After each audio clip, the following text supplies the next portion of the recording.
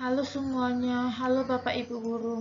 Hari ini saya akan mempresentasikan tentang menjadi manusia biasa hidup dalam persekutuan gereja. Sebelum saya menjelaskan mengenai gereja, saya akan memperkenalkan diri saya terlebih dahulu. Nama saya Fiona Febiola, saya kelas 12 MIA 4. Definisi gereja. Gereja berasal dari bahasa Portugis yang berarti igreja atau bahasa Yunani yang berarti eklesia. Ini bahasa Yunaninya. Eklesia. Ek itu keluar. Eklesia itu memanggil. Yang berarti dipanggil keluar. Nah, kalau literal itu orang yang dipanggil keluar dari dunia. Kalau teologis, orang yang dipanggil keluar dari kegelapan kepada terang Tuhan yang ajaib. Gereja pertama kali lahir pada saat yang sama dengan perayaan Pentakosta. Karena pada perayaan Pentakosta, semua orang percaya berkumpul. Roh Kudus dicurahkan. Firman Tuhan diberitakan. Pertobatan dan pengampunan serta adanya pertumbuhan iman dan perubahan karakter. Hadirnya orang percaya baru sebagai buah pemberitaan firman.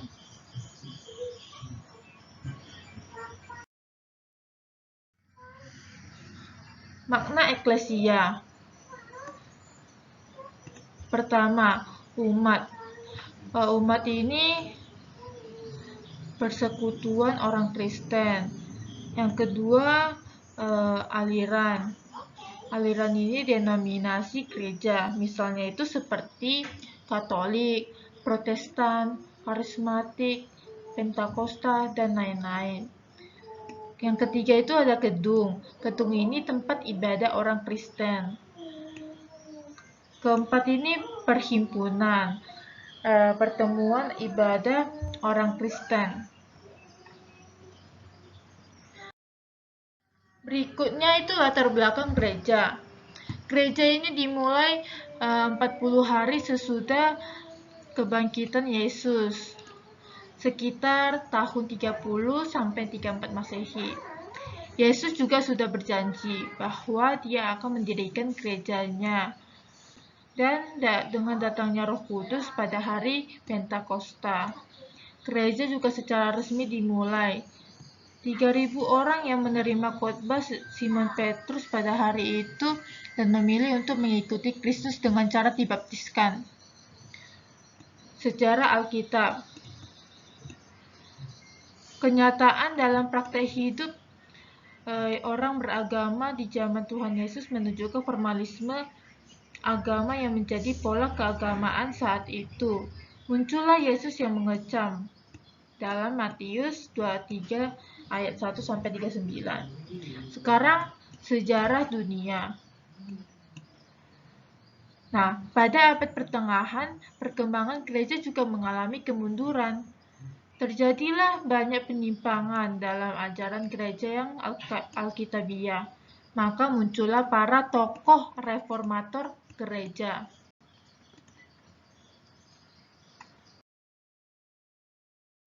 Nah, berikutlah ada 9 tokoh reformator gereja.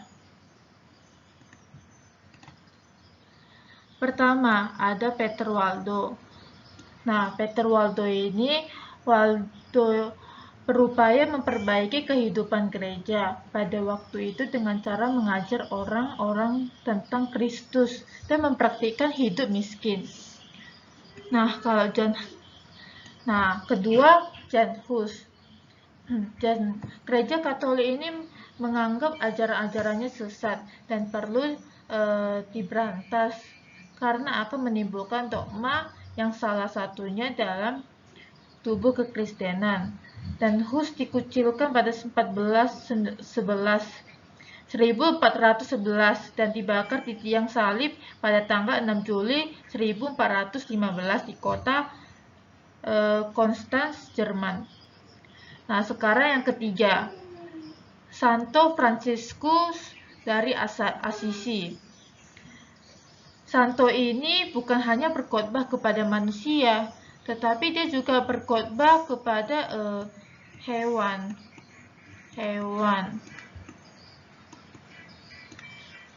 Seperti ya kepada burung-burung, anjing, tupai, dan kelinci. Itulah sebabnya dia dikenal sebagai santo pelindung bagi binatang dan lingkungan hidup. Terus John Wycliffe.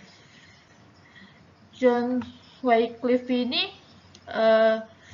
perjuangannya itu dilakukan dengan cara menerjemahkan Alkitab.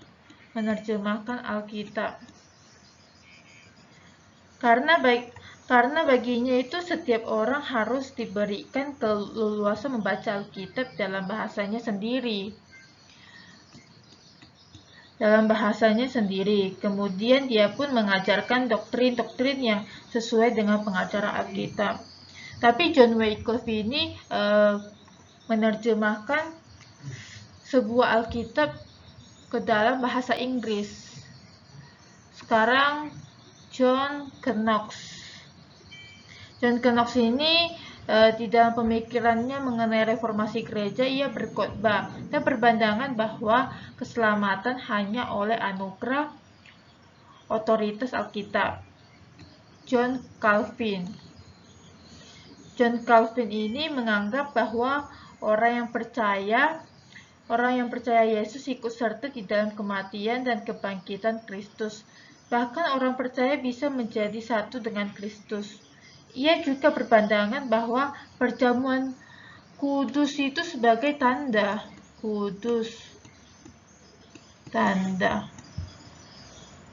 Tetapi bukan tanda kosong, sebab tanda ini diberikan Allah melalui anaknya, supaya orang percaya melalui roti dan anggur bahwa kita bisa dipersatukan dengan tubuh dan darah Kristus. Terus yang ketujuh,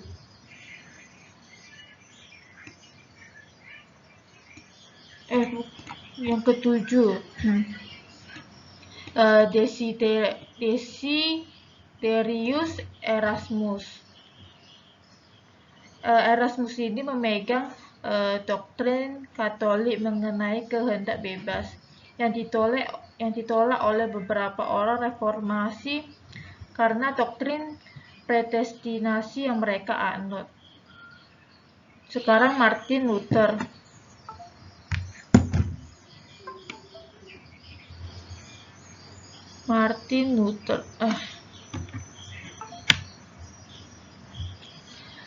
Luther ini dikenal karena menggagas reformasi Protestan yang mendirikan perubahan dalam sejarah kekristenan dunia.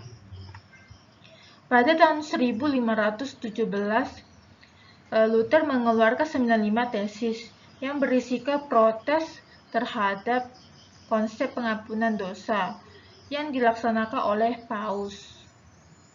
Sekarang yang terakhir, Ulrich Zwingli. Ulrich Zwingli ini berpandangan bahwa sakramen atau baptisan merupakan tindakan simbolis yang menunjukkan kepada keselamatan yang diberikan Kristus dan yang dipakai oleh orang percaya untuk memperingati dan untuk menyatakan iman mereka. Kalau masih belum mengerti tentang tokoh reformator gereja ini, nanti saya akan kirimkan penjelasannya.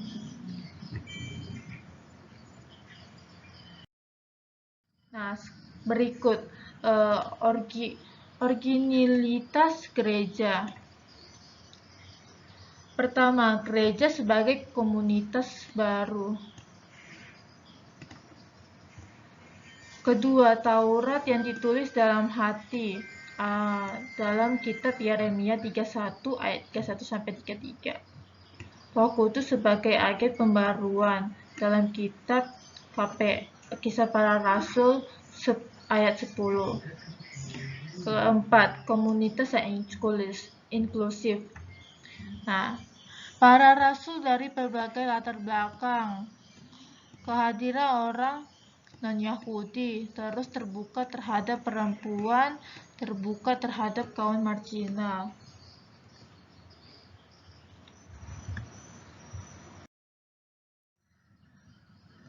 Setelah kita sudah memahami latar belakang gereja, baiknya kita harus membahas juga tugas gereja. Pertama, bersekutu atau koinonia.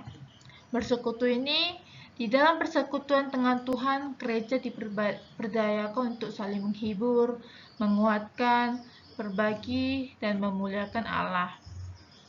Terus yang kedua itu bersaksi atau marturia. Gereja bersaksi bahwa Injil adalah kabar sukacita. Yang ketiga, melayani atau diakonia. Itu merupakan ungkapan syukur kepada Tuhan. Pelayanan kepada Allah ini juga ditujukan kepada sesama atau semua orang dan alam sekitar kita. Keempat, mengajar atau didaskalia. Inti pengajaran gereja adalah undangan Allah bagi manusia untuk bertobat dan membarui diri seturut kehendaknya.